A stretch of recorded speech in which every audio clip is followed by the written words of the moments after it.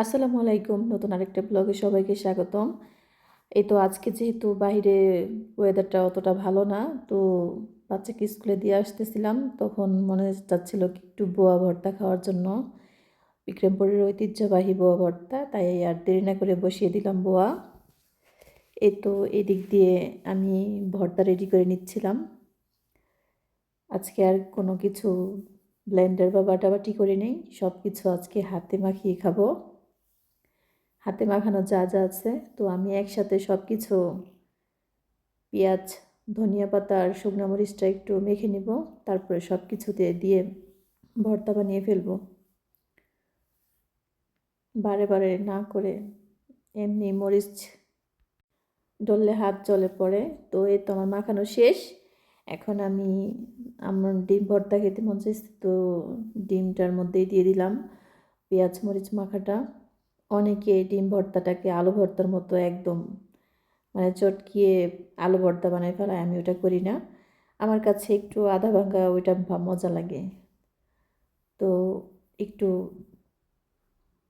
সরিষার তেল দিয়ে এই তো আমার ডিম ভর্তাটা বানানো শেষ। এখন আমি আলু ভর্তা করব। আমি আলুটা আগেই একটু ম্যাশ করে রেখেছিলাম। তো আলু ভর্তা শেষ। এখানে আমি ডাল ভর্তাও করতেছিলাম।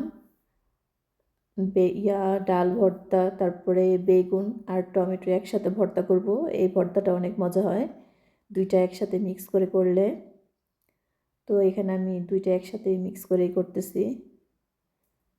এই তো আমার হয়ে গেছে, ছোট হয়ে গেছে, তাই বড়টাই নিয়ে নিলাম। এই দিক দিয়ে কালকের একটু মাংস ছিল রান্না করা, তো এটাও ভর্তা করে নিছি। এই ভর্তাটাও মজা হয় অনেক, মাংসের ভর্তাটা। এই তো সব কিছু মেখে নিচ্ছি। এই যে আমার সব ভর্তা রেডি। ভর্তা বানাতে বানাতে বাহিরের ওয়েদার চেঞ্জ হয়ে গেছে। তো বাহিরে দেখি অনেক রোদ উঠে গেছে।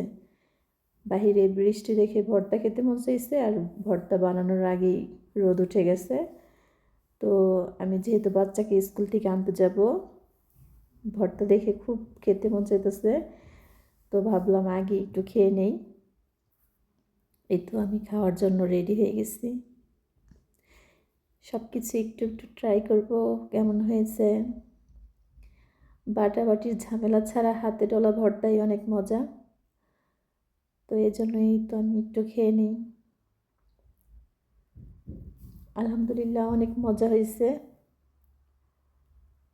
অনেকগুলো আমি খেয়েছিও।